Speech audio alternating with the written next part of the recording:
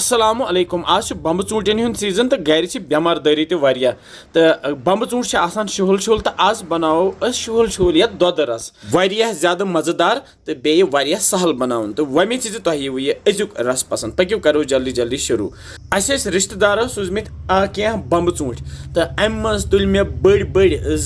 बम्ब ऊँट तो यम थे मे प्लेटस पे तो सारी थोमस गंड अख लॉकटे तो बह तुल यह पीलर तो अमे जुलो गथ ये दिल तुलो दोनवनी बम्ब ऊँटन सोरे तो दिल तुलित वन तैयार तो अमे पत करो श्राप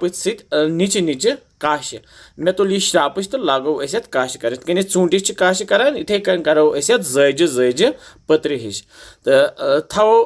असल पे छलित छुकित असल पे छलित छुकित थर जालो गैस गैसस पे थव बह प्रेशर कुकर बन बह त्राव ये मज तिल ग्रोड यन बह फल तेल इस्तेमाल करान तो यह तेल गरम गस युथ दुह नीर तुथु त्रावो बम्ब ऊँट ये मज यम बम्ब ऊँट ये तिलस मज तलन यम बम्ब ऊँट तलहोक यूत काल वन वजल गसन तो अत सी दिमो फिर फिर यह सिन गस कैंसन मिनटन तैयार तो बे मज तो मे जू ना ठीक मे बनो यह बम्ब ऊँटिस दोद रस तो अम सत मे वारिया फायदे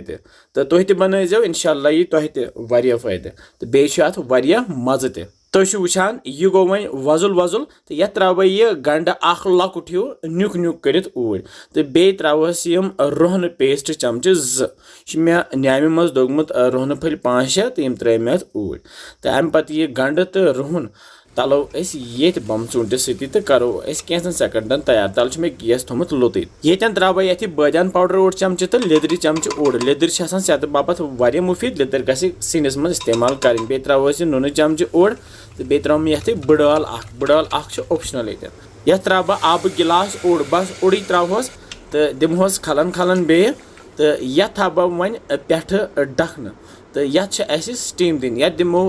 खाली 3 सीटीम युथ यह 3 सीटी दिए करो गैस बंद तो खोलो ये डखन डखन थोद तुलित हाव बह तुह यम बम्ब ऊँट आसान नेसब ज्यादा सेनेमित मतलब 60% यह सेनोमुत तो ज्यादा ब्रिस तो करें तेल मज लगान ज्यादा कम गसन थोड़ा दड़ी दड़ी तो 60% यह तैयार गसित हेको इथे कन खेत मगर ये त्राव ये दोद कप बोड़ हिू तो अम सत मजेदार गसान तो बे गसान यह ताकती तिज अत त्रवस मज लेदर तो बे दोद तो बे बम्ब ऊँट पान शुहल आसान तो मगर खास ख्याल थवन बम्ब ऊँट गो तैयार कर अत त्रावन ये मज दोद नत हेन फटित तिज बम्ब ऊँट आसान थोड़ा चक्र सान तो ये तैयार करो गो पे त्रहोस दोद पे कहीं परवाय तो वन दिमो लथि पे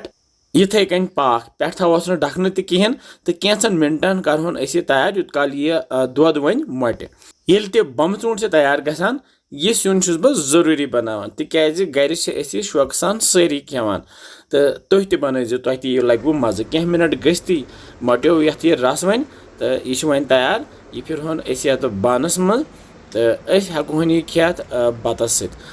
सत मज़ लगान इत हटरस माजस रानान इथे कन बम्ब ऊँटिस दोद रस करान या दोद ठूल बनावान बिल्कुल तिथु बनान मगर मज़